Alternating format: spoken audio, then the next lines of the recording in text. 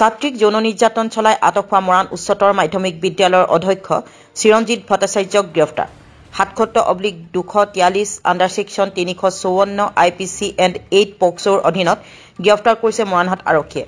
সপ্তম শ্ৰেণীৰ এগৰাকী ছাত্ৰীক যৌন নিৰ্যাতন চলোৱাৰ অভিযোগ বিদ্যালয়ৰ অধ্যক্ষৰ বিৰুদ্ধে।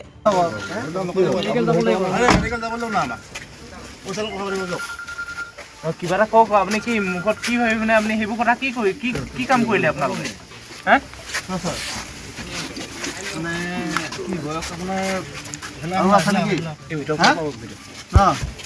এইফালে চাই পিনে কওক, কিবা এটা কওক। ঘৰত ছোৱালী আছে না? ঘৰত ছোৱালী আছে না?